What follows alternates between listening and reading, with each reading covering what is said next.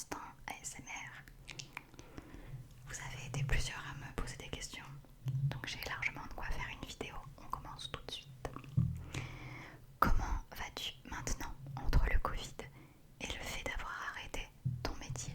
Très bonne question pour commencer, pour remettre un peu un cadre à tout ça. Alors, côté Covid, donc que j'ai attrapé en août, j'ai eu beaucoup de mal à m'en remettre. On va dire que le Covid en lui-même, je pense que c'est bon, c'est terminé. Malheureusement, ça m'a déclenché de l'urticaire. Ça fait 3 semaines maintenant. Et voilà, c'est tout le sujet de ma dernière vidéo dermato avec les petites mains. J'ai vraiment de l'urticaire, alors sauf sur le visage, mais sinon j'en ai un peu partout. Et j'arrive pas du tout à m'en débarrasser. Si franchement, si vous avez des conseils, je vous écoute. Antihistaminique, ça fonctionne pas, ou alors ça m'endort. Magnétiseur, coupeur de feu, j'ai fait, ça a fonctionné totalement, et puis ça a repris complètement. Donc voilà, je suis un peu perdue et c'est vraiment handicapant. Et oui, et concernant le travail, je remets la vidéo en dessous pour ceux qui ne l'ont pas vue. J'ai fait un burn-out. Je vais pas tout réexpliquer, mais du coup j'ai bien été licenciée début juillet. Donc en vrai je suis pas retournée travailler depuis genre le 1er janvier, quelque chose comme ça, puisque j'ai été en arrêt, mais officiellement je suis licenciée depuis début juillet grâce à la médecine du travail. Donc je suis hyper soulagée, c'est de me dire que c'est terminé, que j'y retournerai plus jamais. Voilà, après 10 ans de harcèlement, ça paraît vraiment dingue. Et je fais bien une reconversion pro, comme j'en avais parlé. Je vais être assistante administrative, donc c'est en fait concrètement ce qu'on appelle secrétaire. Je fais une formation de chez moi actuellement à mon rythme, donc ça c'est trop bien grâce à mon compte CPF, le fameux 1 qui vous appelle 36 fois par jour. Et quoi? Et je vais me lancer en fait vers janvier. Désolée, il y a des avions qui font un bruit pas possible. À mon compte, donc je vais plus être salariée, en fait je ne veux plus être salariée. Ouais mais là l'avion quand même, faut pas déconner. Je vais proposer mes services pour le personnel médical et paramédical. Concrètement, les orthophonistes, kinés, ostéo, psychomotes, médecins, orthodontistes, etc. S'ils ont besoin en fait de quelques heures par semaine ou par mois de tâches de secrétariat, c'est moi qui vais leur proposer. Voilà, donc c'est quelque chose qui m'intéresse bien, donc j'en suis, voilà, au niveau pro, franchement, je suis super contente. Est-ce que tu nous referas partager tes rushs, des moments qu'on ne voit pas derrière la caméra? Oui, complètement. Vous avez bien aimé, enfin ça n'a pas été beaucoup vu comme vidéo, mais j'ai eu des commentaires hyper positifs. Donc oui, à chaque vidéo que je tourne, je garde en fait les rushs qui peuvent être un peu sympas. Je les mets de côté, donc j'ai un dossier spécial blooper, on va dire. Et dès que j'en ai assez, je vous les refais passer, je ferai ça à chaque fois.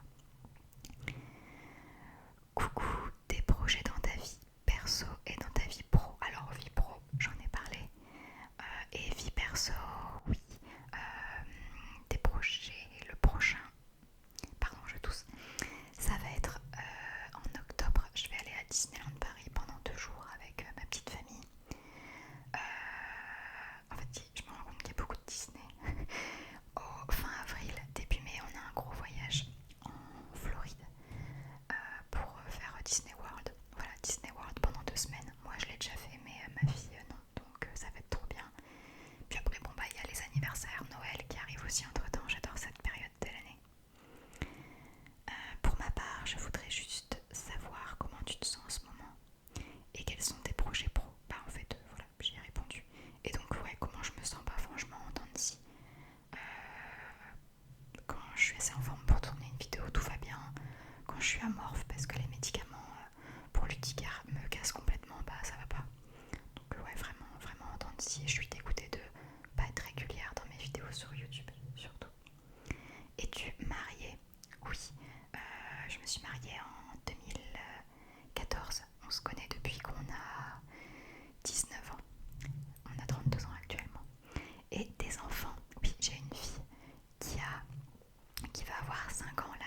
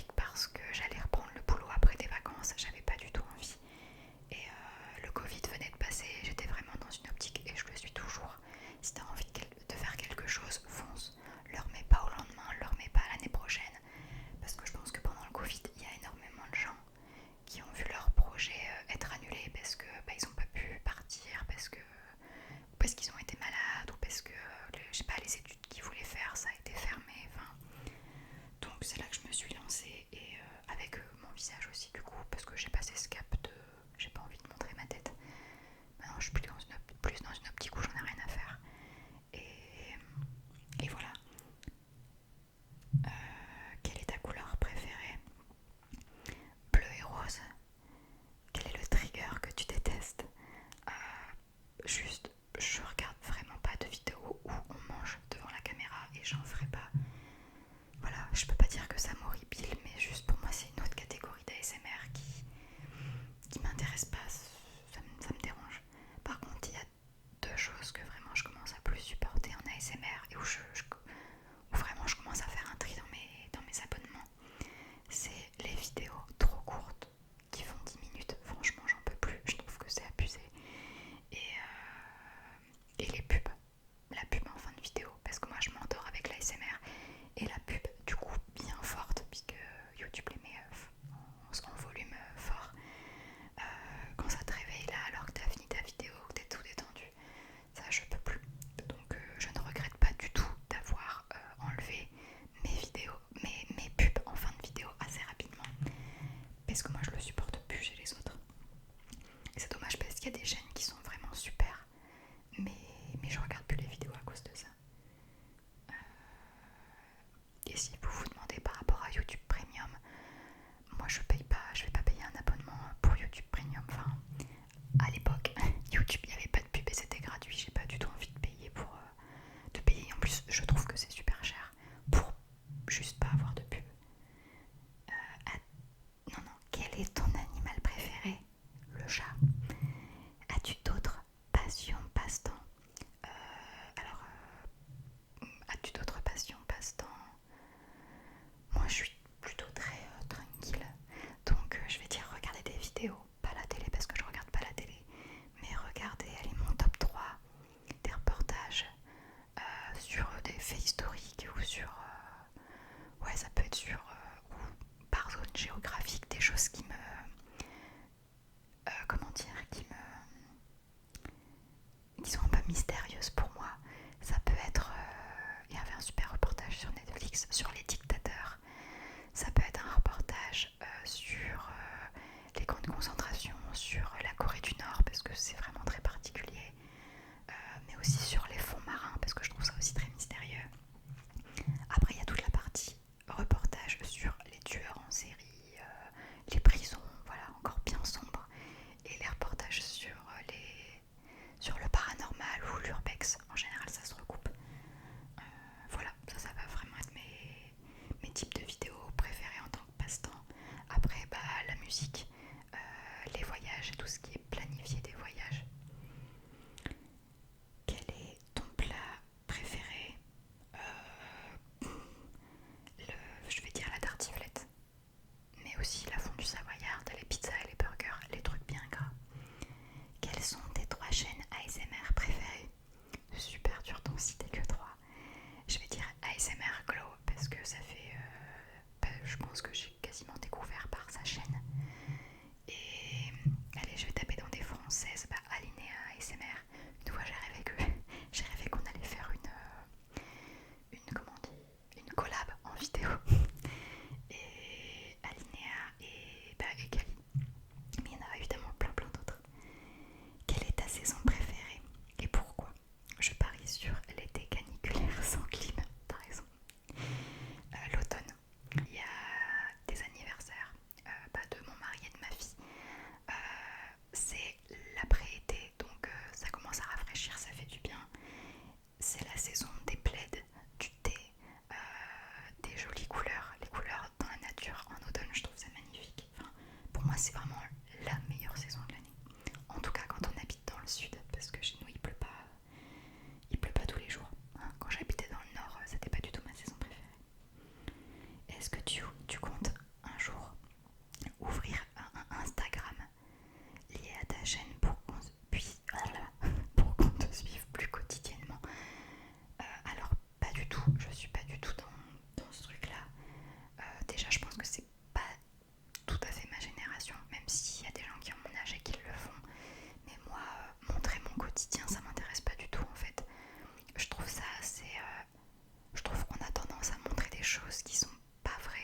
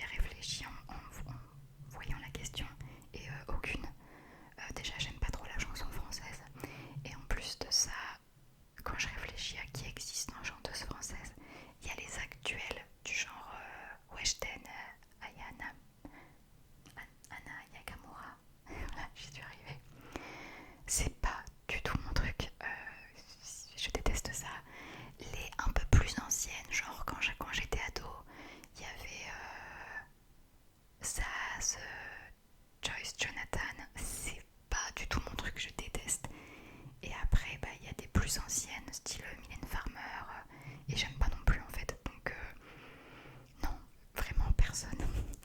Qu'est-ce que tu aimes manger? Tout ce qui est trop gras, trop salé, trop sucré. Quel est ton animal préféré? Je crois que je l'ai déjà dit, non, le chat. Qu'est-ce qui te détend le plus outre l'ASMR? Je dirais être la personne passager dans une voiture. Je m'endors et peut-être, outre l'ASMR, ouais, c'est compliqué. La musique douce ou une sieste dans le canapé. Écouter le bruit de la pluie, mais c'est un peu ASMR quand même tout ça. Quel aurait été ton métier de rêve? Être doubleur dans les films, les séries ou les dessins animés. Ouais, être doubleur, ça fait... je me rappelle déjà que enfant, je voulais faire du doublage. Je pense qu'en vrai, ça s'appelle juste être comédien. Mais ouais, être doubleur, doubleuse. Pourquoi fais-tu des vidéos ASMR? Quel a été l'élément déclencheur? L'élément déclencheur, j'en ai parlé. Et pourquoi fais-tu des vidéos d'ASMR? C'est pas très original, mais j'ai envie de donner aux autres, de les aider. Comme, parce que moi aussi je reçois beaucoup par les vidéos d'ASMR d'autres personnes, donc j'avais envie de rendre ça. Et en plus, les vidéos d'ASMR c'est accessible à tous, faut pas faire des études, faut pas faire une formation, il suffit d'en avoir regardé un petit peu, d'avoir compris le principe. Et après tu mets ta patte et tu peux partager. Donc voilà, hormis le fait d'avoir une caméra et un micro, mais sinon c'est franchement ouvert à tous. Et puis le côté